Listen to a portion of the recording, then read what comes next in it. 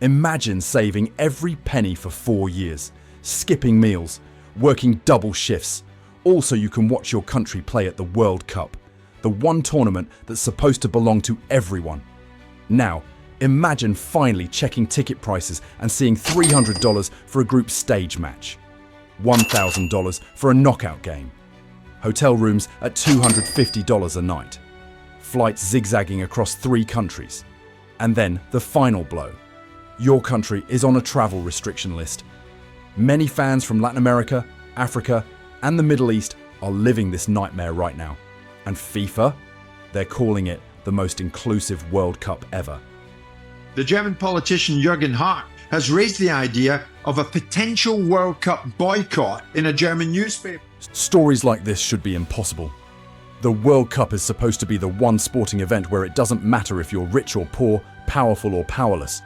If your team qualifies, you should have a chance to be there. But the 2026 World Cup? Many fans believe it's being designed for everyone except the people who actually live and breathe this game. So let's break down exactly what's going wrong, because what you're about to hear might completely change how you feel about 2026. The format. Bloated beyond recognition. Let's start with the basics. For decades, the World Cup featured 32 teams. Clean, simple, iconic. But FIFA, in their infinite wisdom, decided that wasn't enough. So now we're getting 48 teams. That's right, 48 teams competing across 3 countries, in what many analysts are calling a logistical nightmare wrapped in a cash grab. Here's what that actually means. 104 total matches. That's 40 more games than any World Cup since 1998. And while broadcasters like Fox Sports are practically doing backflips over the extra advertising slots, players and coaches have been sounding the alarm about condensed schedules and brutal travel demands. FIFA initially proposed 16 groups of 3 teams each. But critics immediately pointed out the obvious flaw. In a 3-team group, the final match could easily turn into a calculated arrangement where both teams know exactly what result they need. Not exactly the competitive integrity we're looking for. After backlash, FIFA switched to 12 groups of 4. Better? Maybe. But it still doesn't solve the fundamental problem. This tournament is being designed for maximum profit, not maximum football. Travel. A continental disaster. Now, let's talk geography, because this is where things get truly absurd. The 2026 World Cup will stretch from Vancouver to Mexico City, from Miami to Seattle, from Toronto to Los Angeles. Some teams, according to analysts at the CIS Football Observatory, could travel over 9,000 kilometers during just the group stage alone. Think about that for a second. Players flying across multiple time zones, dealing with climate variations, inconsistent kickoff times, and jet lag, all while trying to perform at the highest level of world football.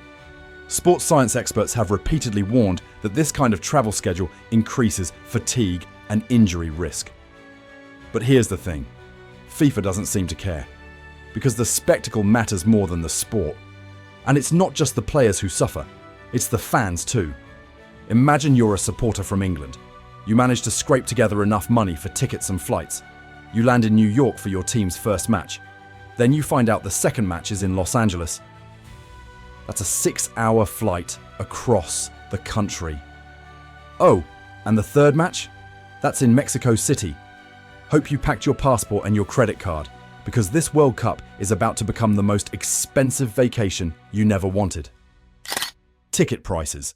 Pricing out the people who actually care. Speaking of money, let's talk ticket prices, because in my opinion, this might be the most insulting part of the entire operation. Early projections suggest that upper-tier group stage tickets could exceed $300. Knockout round tickets, over $1,000.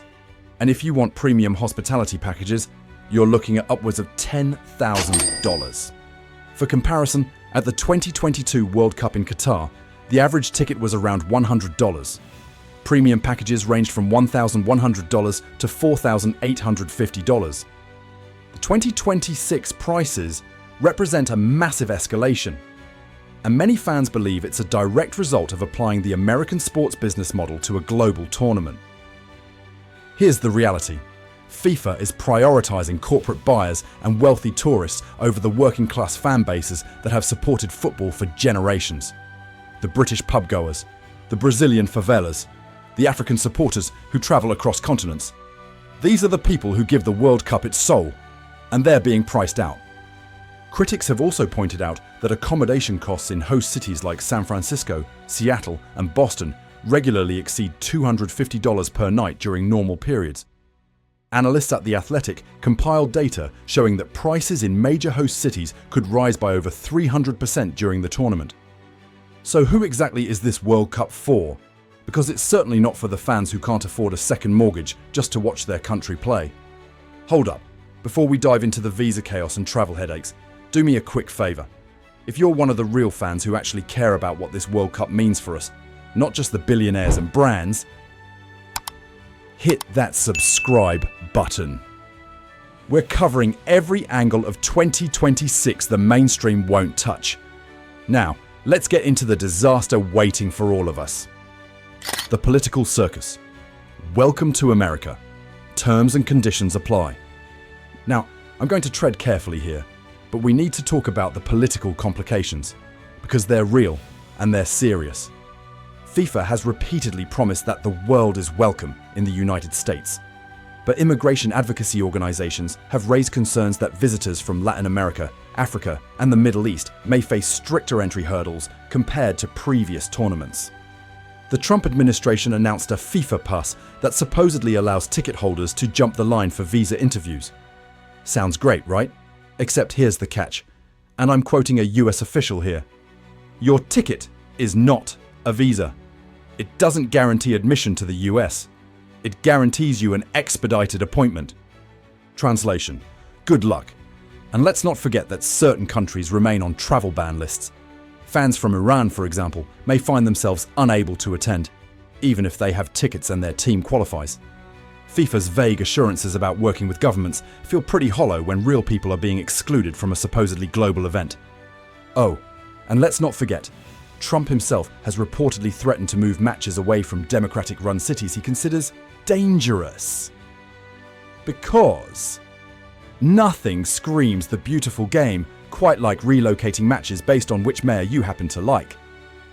Many fans believe the combination of American nationalism, branding culture, and political spectacle could fundamentally change what the World Cup feels like. And not in a good way. Weather. Mother Nature doesn't care about your broadcast schedule. Let me paint you a picture. It's the 2025 FIFA Club World Cup. Chelsea are playing Benfica in Charlotte, North Carolina. The score is 1-0. And then, everyone has to leave the pitch. Violent storms, lightning alerts, delays. This happened 6 times across the entire tournament. Over 7 hours of total delays. Now imagine that happening during a World Cup knockout match. Imagine watching the final and having it paused for 80 minutes because of a thunderstorm. Critics argue this isn't just an inconvenience. It disrupts competitive tempo, fractures global broadcast operations, and undermines the entire spectacle FIFA promises to deliver.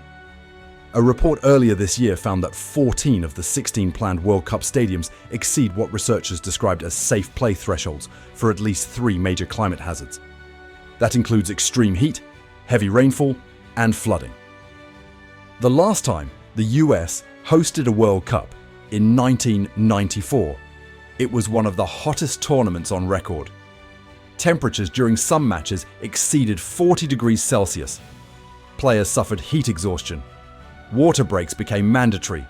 And while FIFA claims they'll factor weather conditions into scheduling, many fans remain skeptical. Because when broadcaster revenue and primetime advertising slots are on the line, do you really think player safety comes first? Infrastructure. Can the system even handle this? Here's another uncomfortable truth. Some host cities simply aren't equipped for this. Take Arlington, Texas. It's scheduled to host multiple matches, but Arlington is one of the largest US cities without a fixed public transport system. The concern? Traffic chaos and massive delays for both fans and locals. Or Philadelphia, where the Transportation Authority is facing major service cuts, potentially a 45% reduction and a 9 p.m. rail curfew. Philly is expected to host 6 matches. 6. Overall, 6.5 million people are expected to attend the World Cup. Critics argue that decades of underinvestment in American public transport could turn fan travel into a logistical nightmare. One transportation expert gave US preparedness a B- grade, noting, "There are definitely going to be some hiccups, and frankly, it's just due to decades of underinvestment in our public transport." The bottom line, football or business. So here's what it comes down to. The 2026 World Cup is being shaped by commercial and political imperatives, not footballing ones. FIFA projects sponsorship revenue to surpass $2.4 billion. Broadcasters have spent over $1 billion on rights. And American sports culture, with its halftime shows, constant branding, and its saturated experience, is creeping into a tournament that has traditionally rejected those elements. In my opinion, many fans believe we're watching the World Cup become something it was never meant to be, a product designed for profit maximization rather than a celebration of the beautiful game. Your turn. So what do you think? Am I overreacting? Or is the 2026 World Cup really shaping up to be a nightmare for real fans? Drop your thoughts in the comments below. Are you excited for 2026? Dreading it? Already planning your travel nightmare? Let me know. And if you found this video helpful or rage-inducing, hit that like button and subscribe for more unfiltered football analysis. Because when FIFA won't tell you the truth, somebody has to.